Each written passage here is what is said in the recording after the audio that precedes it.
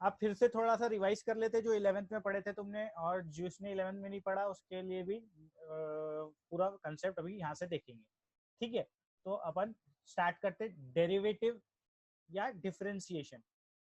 Differentiation बोले तो the process of taking derivative is known as differentiation. इसलिए बोलते हैं अपन या तो डेरिवेटिव पढ़ रहे या तो डिफरेंशिएशन पढ़ रहे, बात वही है।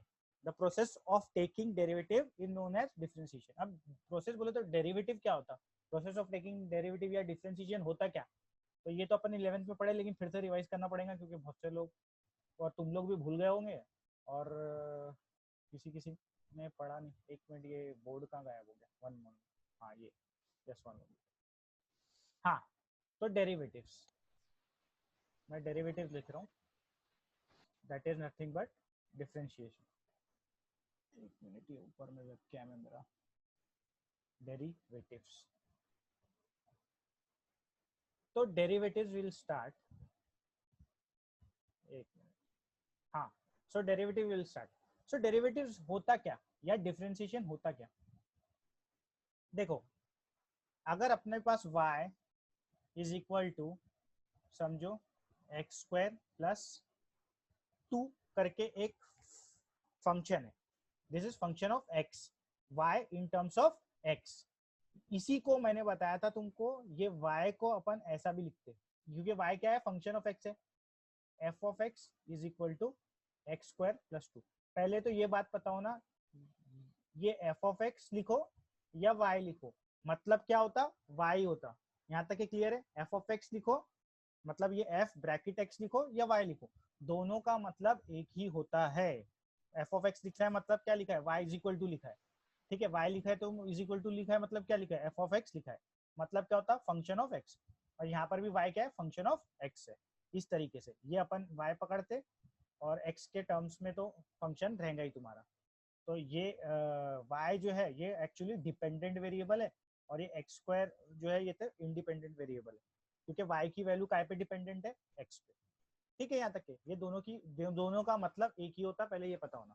ठीक है, अब जैसे कि डेरिवेटिव मतलब बोलते क्या, अपन बोलते हैं differentiating with respect to x या derivative with respect to x, ऐसा करके। जिसने नहीं सुना वो सुनेगा, और जिसने 11th में सुना होगा उसको याद आ रहा होगा।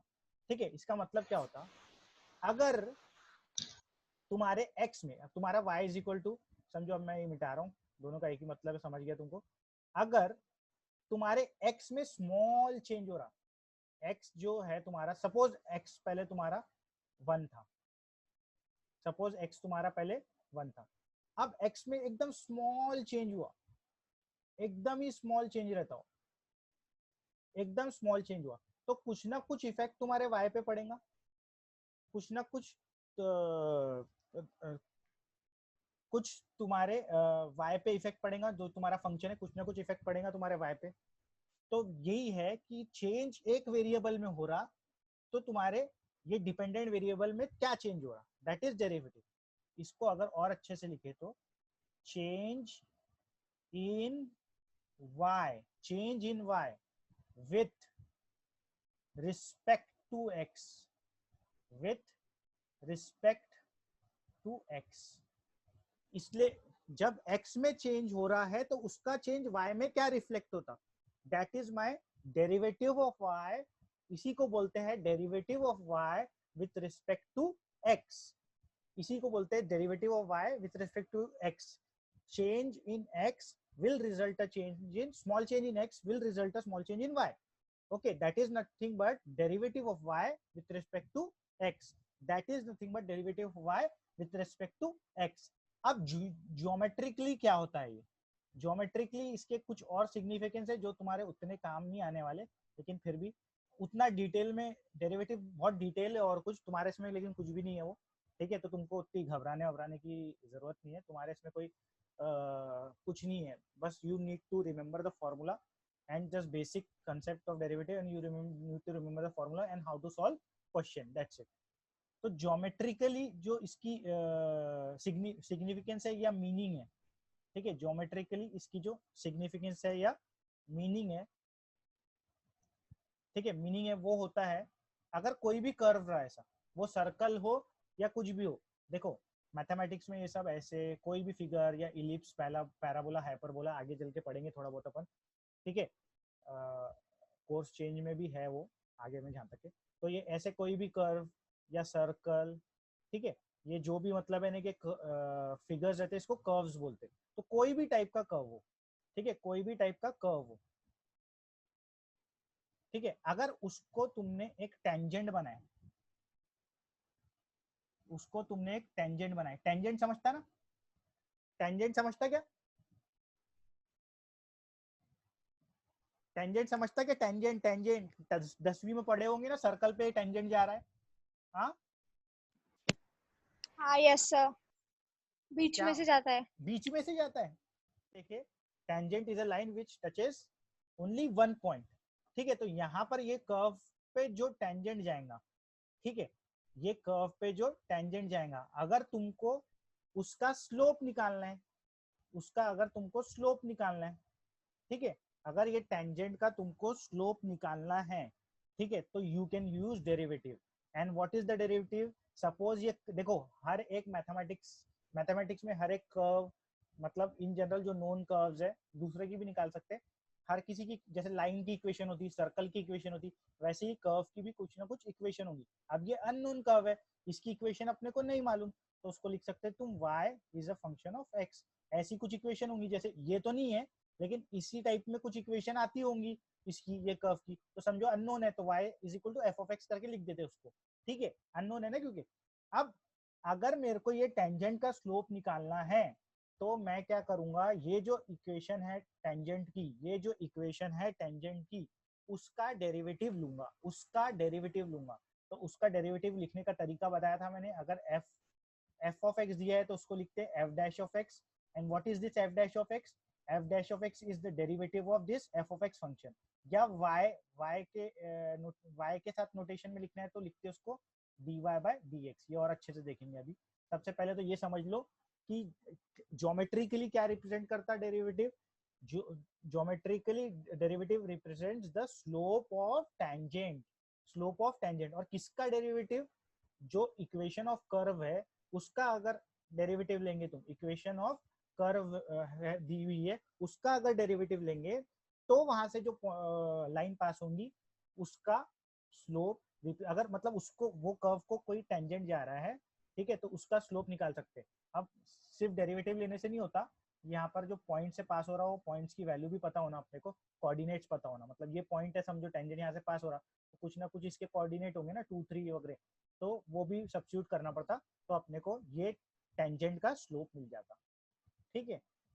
तो तुमको ऐसे सर वो क्या है F1, वो जो लिखा एफ है dash of F x, bar? F हाँ डैश ऑफ एक्स, ये बताया था ना 11th में, ये क्या है, ये इसका डेरिवेटिव लो तो इसका रिप्रेजेंटेशन का तरीका है, इसका रिप्रेजेंटेशन का तरीका है, जैसे मतलब ये ओरिजिनल फंक्शन था, ये डेरिवेटिव लेके आ गया, ये ओरिजिनल फंक्शन था, ये डेरिवेटिव लेके आ गया, ये ओरिजिनल फंक्शन था, ये डेरिवेटिव, जैसे कि अब ये मेरे को अगर इसका डेरिवेटिव लेना है, ठीक है, y का, तो मेरे को कुछ ना कुछ अलग से लिखना पड़ेगा ना, ये y है और यहाँ पर भी y की वैल्यू ऐसा 2x लिख दिया मैंने, तो ये और ये पता कैसे चलेगा कौन किसका डेरिवेटिव, तो ये ओरिजिनल फंक्शन हाँ है हाँ। और इसका डेरिवेटिव ऐसा dy by dx is equal to 2x आएगा, ठीक है। वो कैसा आएगा तुमने थोड़ा पढ़े, लेकिन फिर से रिवाइज करेंगे अपन, पूरा टोटल शुरुआत से करेंगे। तो 2x आता है इसका डेरिवेटिव, है ना, ये एक्स रेज़ पर n का फॉर्मूला लगता है और कांस्टेंट का डेरिवेटिव 0 आता है, फिर से देखेंगे फॉर्मूला, टेंशन मत लो। तो ये ओरिजिनल फंक्शन था, इसका डेरिवेटिव ऐसे लिखेंगे, और अगर यही ऐसा लिखा होता f of x is equal to, तो अपन f dash of x is equal to 2x लिखते। तो ये बताने का तरीका है कि इसका डेरिवेटिव हो गया, इसका डेरिवेटिव हो गया। अब अपन थोड़ा सा जब एक्सरसाइज, ये एक्सरसाइज वगैरह करेंगे तो अपने को और क्लियर होगा, और फॉर्मूलाज देखेंगे तो और क्लियर होगा। ये अगर तुमको यहाँ पर नहीं भी समझा ना, कुछ स्लोप वगैरह, ये तुम्हारे कुछ उतना काम वाम नहीं आने वाला, तुम्हारे को डायरेक्ट प्रॉब्लम सॉल्व करने हैं, क्योंकि तुम्हारे इसमें इतना ये सब अंदर जाने का कोई जरूरत नहीं है कॉमर्स में, वैसी प्रॉब्लम सॉल्व हो जाएंगे और इजी प्रॉब्लम्स है, कोई टेंशन नहीं होता, ठीक है। Now we will take the exercise, first I will take the formulas again, then we will go to the exercise, okay. अब this is the most important, formulas के बिना डेरिवेटिव सॉल्व ही नहीं होता, ठीक है। तो ओरिजिनल फंक्शन दिया रहेगा, उसको y भी बोल सकते हैं अपन, या f ऑफ x भी बोल सकते हैं, और यहाँ पर उसका डेरिवेटिव लिखेंगे, तो y, जब y का नोटेशन में लिखते हैं तो उसको dy बाय dx लिखते हैं, ठीक है, y के नोटेशन में लिखते तो dy बाय dx लिखते, और अगर f ऑफ x दिया है तो उसको f डैश ऑफ x के नोटेशन में लिखते डेरिवेटिव को। ये dy बाय dx को बोलते हैं लेबनिट्ज नोटेशन, और ये नॉर्मल तुम्हारा डेरिवेटिव का नोटेशन है, ये लेबनिट्ज नोटेशन है। दोनों में से कोई भी एक यूज कर सकते हैं। अभी प्रॉब्लम क्या यहाँ बोलते हैं उसको? लेबनिट्ज नोटेशन, लेबनिट्ज ले नोटेशन मैथमेटिशियन के नाम पे है वो, उसका कोई अपने को पूछता नहीं हो कि व्हाट इज हाँ लेबनिट्ज ठीक। वो। ठीक है, तो अब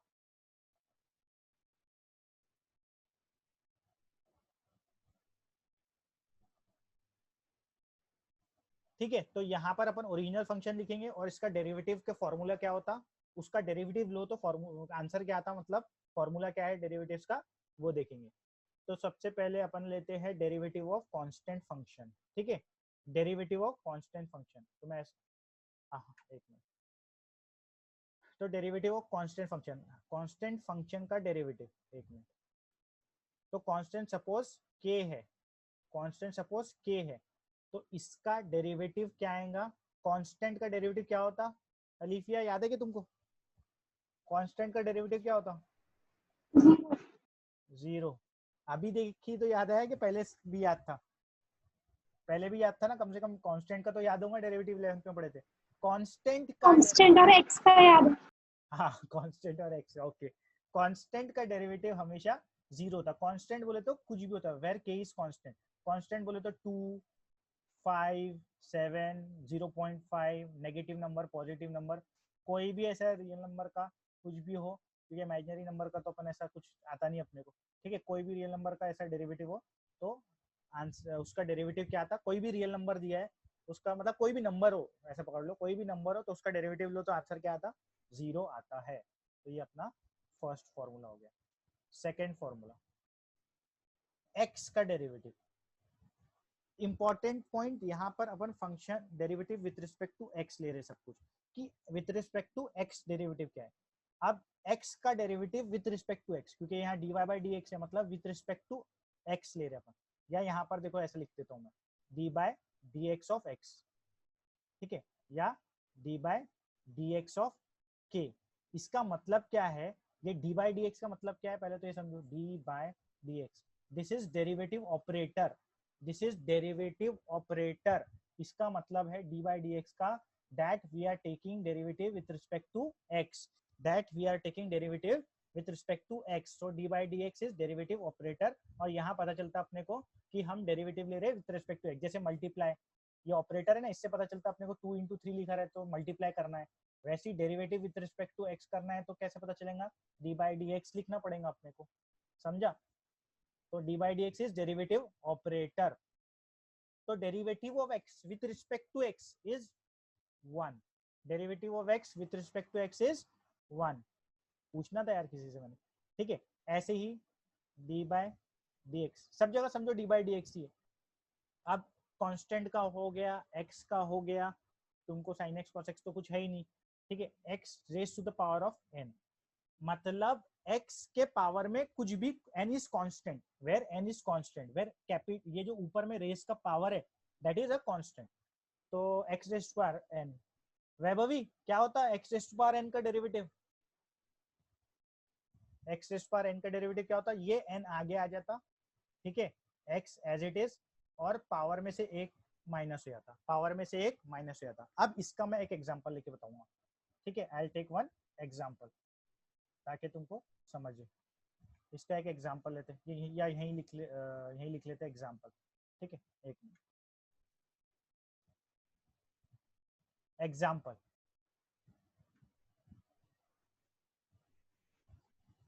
ठीक है, ये क्योंकि ओमकार वगैरह सबको भी समझने को ना, एक्स क्यूब का डेरिवेटिव ले रहे, ठीक है, तो आंसर क्या आएगा ओमकार, एक्स क्यूब का डेरिवेटिव ले रहे तो ओमकार प्लीज बता, एक्स क्यूब का डेरिवेटिव पता नहीं सर, हाँ पता ही नहीं है मेरे को कुछ। क्या होगा इसमें एग्जांपल में, जब भी तुम्हारे को x का कोई पावर दिया है, सिंपली याद रखो, x का कोई भी पावर दिया है तुमको, 5, 10, 1.5, 6.5, कुछ भी पावर को आगे ला लो एज इट इज, और जो भी पावर है उसको -1 करके पावर में लिख दो, समझ गए, power will get multiplied in front यहाँ पर, और ये जो पावर है एक कम x के साथ लिखना है, एक कम पावर में x के साथ लिखना है। समझे? समझो उनकर, पावर को आगे ला लो और एक x का पावर फिर कम कर। Yes sir. हाँ good. Now next fourth derivative with respect to x of किसका लेते हैं? log x का लेते हो? नहीं पहले मैं ना कंफ्यूजन और एक और चीज बताता हूँ तुमको, रुको। ये नहीं लेता फॉर्मूला, पहले ये लेता नेक्स्ट एक और फॉर्मूला दूसरा वाला इम्पोर्टेंट, इसलिए ये ऐसा ले रहा ए रेस पर एक्स। मतलब फॉर्मूले तो सभी इंपॉर्टेंट है but this has to be distinguish by this, ये दोनों में कंफ्यूजन बहुत होता। ये a raise to the power of x है। हाँ, a raise derivative of a raise power x with respect to x होता है a raise to the power of, एक मिनट, डेरिवेटिव तो यहाँ लिख रहे हैं ना अपन इधर साइड में, तो ये होता है a raise to the power of x into log a into log a. A raise to the power of x का डेरिवेटिव होता है a raise to power x as it is लिखो इंटू लॉग ए लिखो। अब इसका example आगे में लेता हूँ, इसका एग्जाम्पल, ठीक है, just give me a moment, इसका एग्जाम्पल यहाँ लेंगे। Example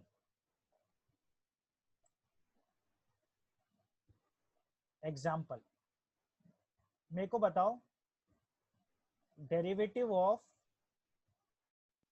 3 raise to the power of x क्या होगा? Derivative of 3 raise to power x with respect to x क्या होगा? बताओ।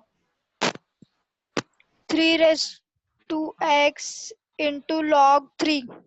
Good, 3 raise to power x into log 3, मतलब ये मल्टीप्लाई नहीं भी लिखे तो मतलब समझ जाता। देखो अब ये दोनों में डिफरेंस क्या है?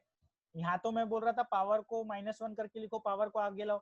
यहाँ पर मैं ऐसा क्यों बोल रहा फिर कि ये फॉर्मूला सही है, वैभवी ने बोली, और ये यहाँ पर अलग फॉर्मूला क्यों है, यहाँ पर अलग फॉर्मूला क्यों है? जल्दी बताओ, ऑब्जर्व करके, दूसरे लोग बताओ ऑब्जर्व करके क्या डिफरेंस है दोनों में, क्यों ये फॉर्मूले में फर्क है? यहाँ ए रेज़ पर एक्स लॉग ए आ जाता और यहाँ पर पावर आ गया था। ये दोनों में फॉर्मूले में बेसिक डिफरेंस समझो, थर्ड और फोर्थ फॉर्मूले। यहाँ पर सेकेंड प्रॉब्लम, थर्ड वाले में, थर्ड फॉर्मूले में variable raise to the power of constant है। अच्छे से देखो, x is my variable, n is my constant, variable raise to the power of constant है। और यहाँ पर फोर्थ फॉर्मूले में it's constant raise to the power of variable, constant raise to power variable. जो पावर है वो वेरिएबल आ रहा, जो पावर है वो वेरिएबल आ रहा। और जब पावर में वेरिएबल आए तो ये आ रहा फॉर्मूला, ये जो लगा है ए रेज़ टू पावर एक्स क्या होता हो, पावर में जब वेरिएबल आ जाए, जो भी तुम्हारा बेस है और पावर है एज इट इज लिख दो। जैसे कि derivative of 3 raise to power x में 3 raise to power x as it is into जो तुम्हारा बेस है वो लॉग के साथ multiply into log 3 into log 3। एक और एग्जांपल लेता है इसका मैं, ताकि तुमको और क्लियर हो जाए। ठीक है, एक और एग्जांपल अब ओंकार बताएगा। 7 raise to the power of x, इसका डेरिवेटिव बताओ ओंकार क्या होगा? 7 raise to the power of x, हाँ 7x 7x 7 raised to the power x इनटू log 7. log 7। गुड, तो ये तुमको ये वाला भी क्लियर हो गया कि ये फॉर्मूला भी कैसे करेंगे। ठीक है, अब नेक्स्ट फॉर्मूला पे जाते हैं। ठीक है,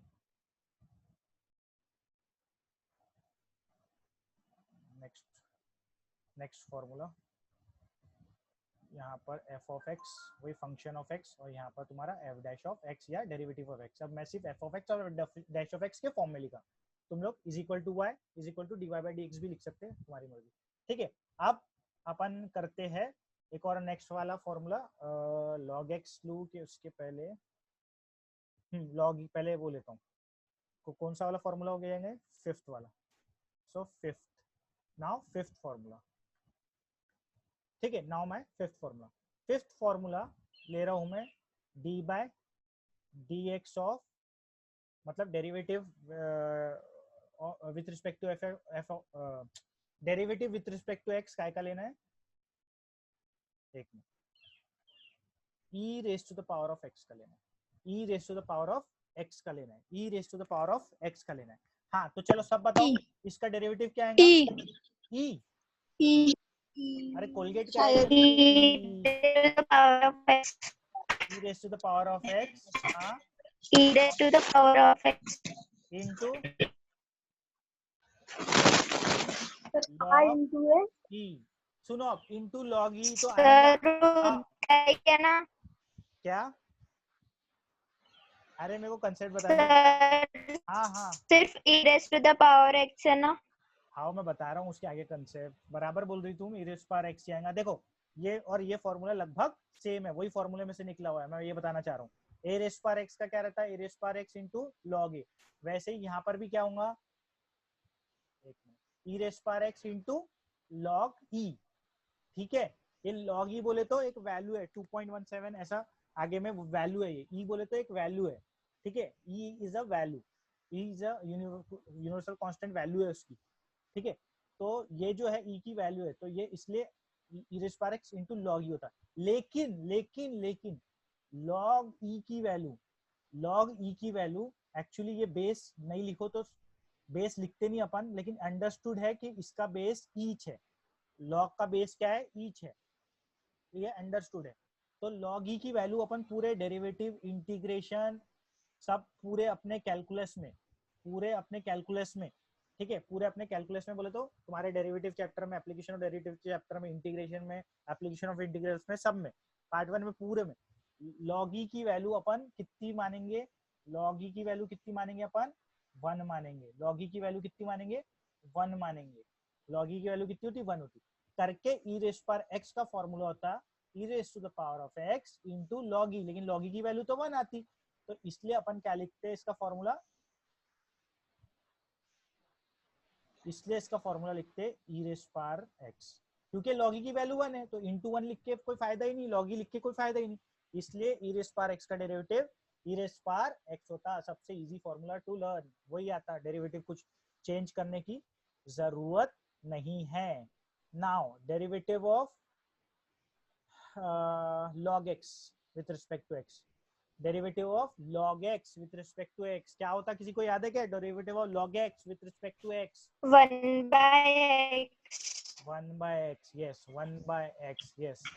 ठीक है, log x का भी हो गया, इसका भी हो गया। हाँ, अब अगर डेरिवेटिव ऑफ रूट एक्स लेना है तो रूट एक्स का फॉर्मूला है 1/2 root x. Derivative of root x क्या होता? 1/2 रूट एक्स। नाउ मैं इसको ये सेम चीज अपन वाले फॉर्मूले से भी कर सकते हैं, क्योंकि डेरिवेटिव ऑफ ये रूट एक्स का मतलब क्या होता है? एक्स का पावर हाफ, ये सबको मालूम है। रूट एक्स का मतलब क्या होता है? एक्स का पावर हाफ। तो ये सेम अपन वाले फॉर्मूले से भी कर सकते हैं, ये x raise to the power n के फॉर्मूले से आंसर सही आएगा। निकाल के देख लो, ये देखो ये क्या होगा? हाफ आगे जाएगा, x raise to power half -1, ये माइनस हाफ हो जाएगा, तो ये आ जाएगा 1/2। फिर ये हाफ को नीचे ला लूंगा पॉजिटिव करने के लिए, तो ये आ जाएगा 1/2 रूट एक्स, 1/2 रूट एक्स। तो ये हाफ वाला फॉर्मूला ही, मतलब nx n-1 वाला फॉर्मूला ही लगा के ये आंसर आता है। लेकिन directly to use it in our problems we have said that this is a formula for root x, 1/2 root x. हालांकि वो वही फॉर्मूले से आ रहा, कौन से फॉर्मूले से? X raise to power n वाले फॉर्मूले से। ठीक है, x raise to the power of n वाले फॉर्मूले से ही आता है वो। Okay, x raise to power n वाले फॉर्मूले से ही आता है वो। क्या होता है? रूट एक्स का डेरिवेटिव 1/2 रूट एक्स, डायरेक्टली याद रख लो। ठीक है, और कोई इंपॉर्टेंट फॉर्मूला छूटा क्या तुम्हारा? क्योंकि साइन कॉस्ट तो कुछ भी नहीं है, कोई छूटा क्या तुम्हारा? नहीं, सब कर लिए। 1 by थोड़ा छूट 1 गया। बाय छूटने की कोई बात ही नहीं है। क्यों बात नहीं है? क्योंकि 1 बाय एक्स भी कौन सा फॉर्मूला है? ये x raise to the power of n का ही फॉर्मूला है। ठीक है, ये भी अगेन वही फॉर्मूला है। देख लो, फिर से बताता हूँ वो कैसे निकलेगा। देखो ये जो फॉर्मूला है डेरिवेटिव ऑफ 1 बाय एक्स, ठीक है, 1 बाय एक्स क्या होता है? एक मिनट, डेरिवेटिव 1 बाय एक्स क्या होता है? -1 बाय एक्स स्क्वायर। ऐसा बोल रहा हो, सही बात भी है, लेकिन मैं इसी को n वही फॉर्मूले से करूंगा। कौन से फॉर्मूले से? n x n-1 वाले। 1 बाय एक्स का मतलब क्या होता? अगर ये x को ऊपर लेके गया तो क्या होता? x रेस टू पावर -1, यहाँ पॉजिटिव 1 है ना इसका, ये ऊपर लेके जाऊंगा तो क्या होगा? -1 होगा। तो अगेन ये कौन सा फॉर्मूला लग सकता? nx n -1 वाला। तो -1 आगे लिया, ठीक है, पावर आगे जाता ना, x और -1 एक और लगा, -1 में एक और -1 लगा तो -2 होता। ये आ जाएगा -1 डिवाइडेड बाय x स्क्वायर। तो यही फॉर्मूला डायरेक्ट दिया हुआ है, एक्चुअली है वो पावर वाला ही फॉर्मूला है। कौन सा फॉर्मूला? वो पावर वाला ही फॉर्मूला है। वही फॉर्मूले को लेकिन डायरेक्ट दे दिया कि डायरेक्ट यूज कर लो। ओके, सबको अंडरस्टूड ये फॉर्मूले? म्यूट कर दो, म्यूट कर दो। हाँ, तो formulas again I will revise. Constant कुछ भी हो, माइनस प्लस कुछ भी कांस्टेंट हो, क्या आएगा उसका डेरिवेटिव? 0 आएगा। कांस्टेंट कुछ भी हो उसका आंसर क्या आएगा? 0 आएगा। ठीक है, वन मोमेंट। ठीक है, कांस्टेंट कुछ भी हो उसका आंसर क्या आएगा? 0 आएगा। ठीक है, कांस्टेंट कुछ भी हो उसका आंसर 0। x का derivative with respect to x ही ले रहे तो 1। x raise power n, very important formula. इसका आंसर क्या आएगा?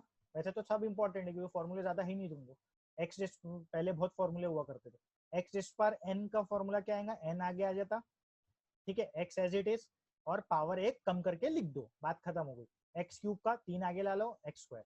ऐसा करके कितने भी तुम अपने एग्जाम्पल बना सकते हो। a raise to power x, इसमें और इसमें फर्क, इसमें पावर वेरिएबल है, इसमें पावर वेरिएबल है, बस इतना याद रखो, इसमें पावर वेरिएबल है, तुमको समझ जाएंगे, पावर वेरिएबल है इसमें, और नीचे में बेस कांस्टेंट है। तो क्या लिखते? a रेज़ पावर x को एज इट इज लिखते, इनटू लॉग जो भी कांस्टेंट है वो लगा देते, जैसे 3 रेज़ पावर x का 3 rays power x into log 3। Now e rays power x का सबसे simple formula, e rays power x log x का जो भी log के साथ लिखा रहेगा उसको 1 बाय में लिख देंगे, दैट इज log x का फॉर्मूला। log x लिखा है तो 1 बाय x लिख दिया। रूट x का जो भी रूट के अंदर लिखा रहेगा वो 1/2 रूट x लिख देंगे, जैसे कुछ और भी आ सकता है, बाद में देखेंगे जब कॉम्प्लीकेटेड प्रॉब्लम है। 1 बाय x अगर दिया हुआ है तो -1 बाय x स्क्वायर। नाउ इसमें कोई डाउट है तो पूछो।